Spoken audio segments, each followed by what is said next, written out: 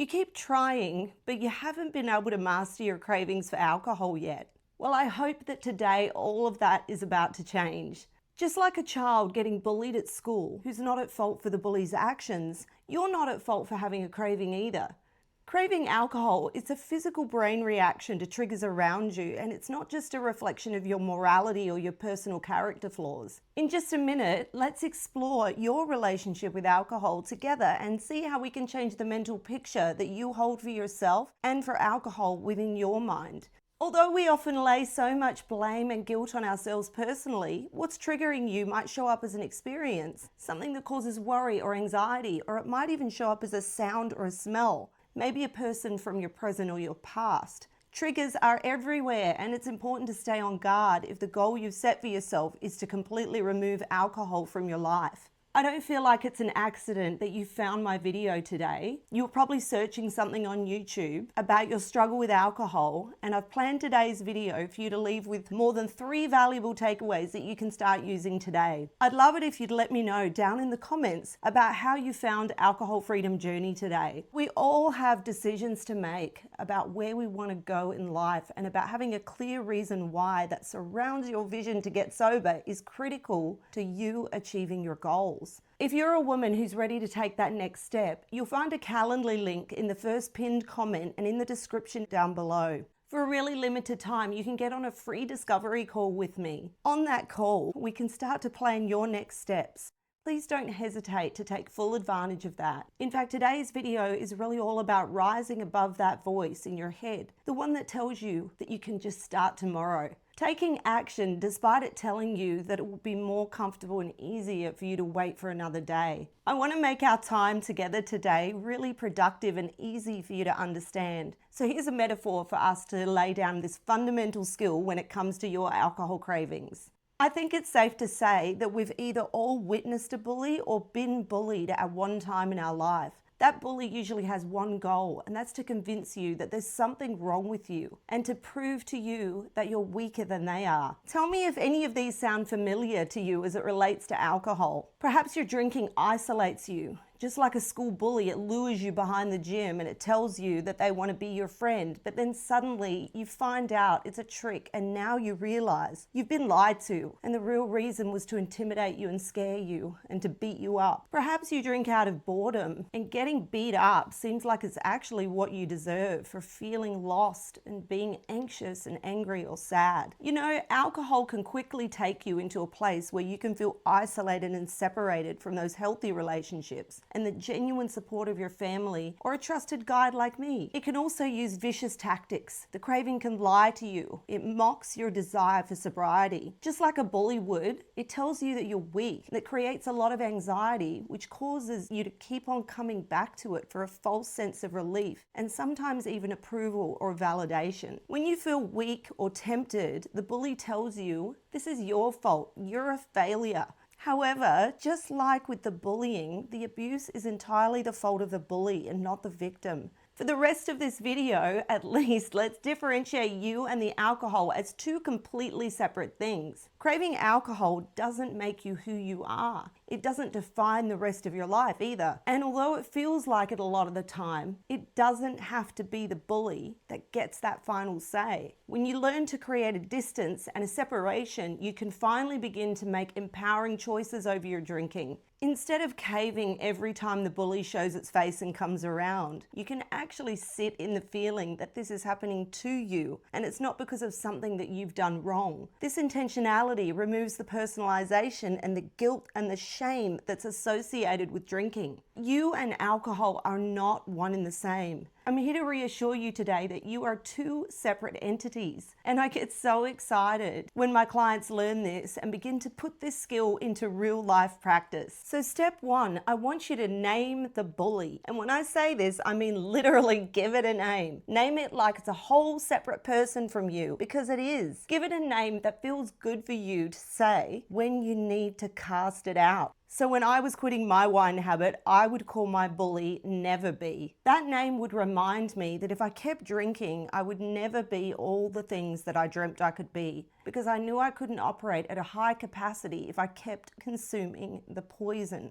Just give it a name that works for you, because that simple act of taking this first step is you committing to change. I want you to go into this expecting that you might slip. This is going to remove some of the pressure. I slip so many times, and I promise you that each small win builds on the next. So my program is specifically designed for you to quickly forgive yourself when you fall. I'll guide you and encourage you to sit with the feeling of shame or guilt. We'll name it, and we'll talk about where you feel it in your body and make a plan next time for how you can overcome slipping in this same scenario again. This is all about building small wins, because over time they turn into big wins and build agency and autonomy. I want to put you back in the driver's seat of your own life and empower you for complete mind and body greatness, so you can truly build the life of your dreams. From my personal experience, building the life of your dreams and alcohol do not go together. So step number 2 is going to be to reframe that craving for alcohol in the very moment that it's happening.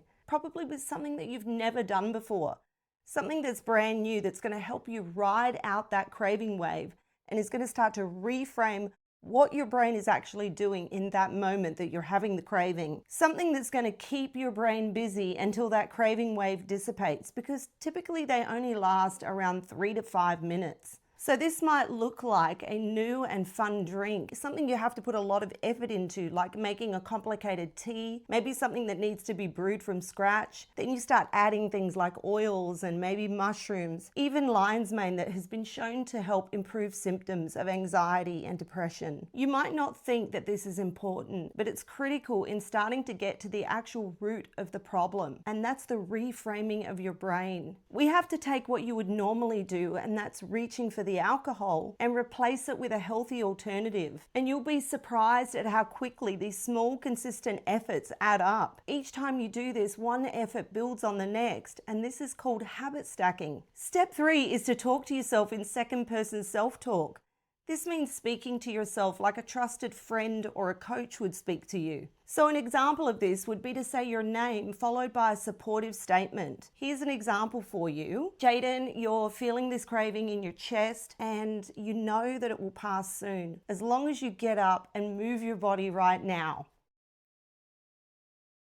Through small and consistent guided changes, you can begin to create separation between what you're thinking when hit by a craving and you as the actual person that the craving is happening to. When we can separate the bully from you personally and claim them as two different things, we can then externalize the enemy or the voice, rather than it being something that you're personally responsible for. When we work on this in our daily life, women with alcohol use disorder can begin to reduce the amount of shame and blame associated with drinking alcohol that often fuels the cycle of addiction. We're coming back to wrapping up our metaphor, but quickly, I help women to not only create this thought separation and externalization, but I also guide women with signature techniques that make it even more impactful for you to gain not just emotional, but also physical mastery over your cravings and compulsions. All of those compulsions that keep you coming back to alcohol for relief.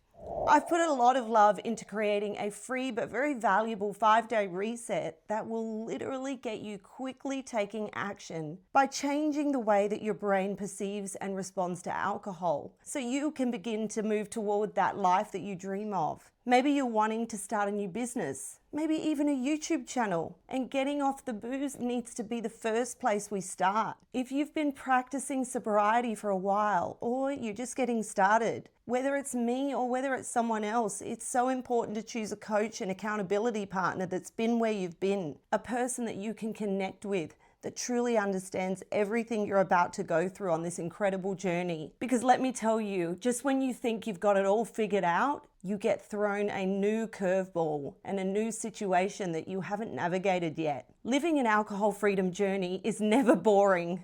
I'm really looking forward to meeting you so that we can start to frame out this together on your free call. Let me share an example of what separating you and the alcohol bully looks like. If someone pushes you from behind, you don't blame yourself for being weak. You would immediately recognize the person pushing you as being malicious. So when we have a craving for alcohol and act on that craving despite our best attempts to not give in to it, we need to recognize and view the compulsion to drink as a separate thing altogether.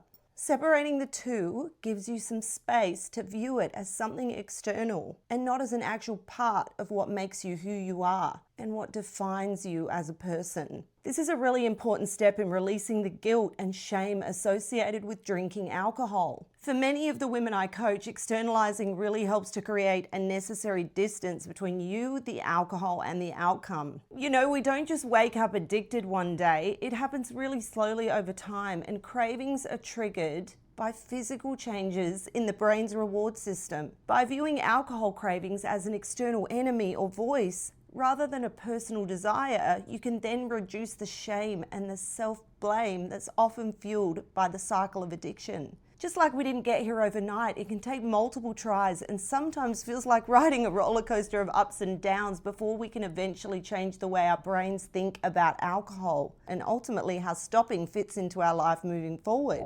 Externalizing that bully gives you agency and creates mental space between you, the person, and the urge, which allows you to observe the craving without feeling like you have to act on it. The most important part to this story is that you've started practicing what sobriety looks like. I know when I was starting, I had to define the role alcohol was going to play in my life. And that's not only on my internal and external health, but I had to face up to the negative impact my wine habit was having on my kids. There's also a lot that comes into play when you and your husband have been drinking together your entire married life. But for you, you've reached a decision to pursue stopping, and your husband, he doesn't necessarily feel the same about his drinking. Navigating this in a marriage or with a partner is usually very tricky and can cause a lot of friction. Just speaking from my experience, this is not something that you want to navigate alone. This is going to be a future video topic for another day, so just stay on the lookout for that.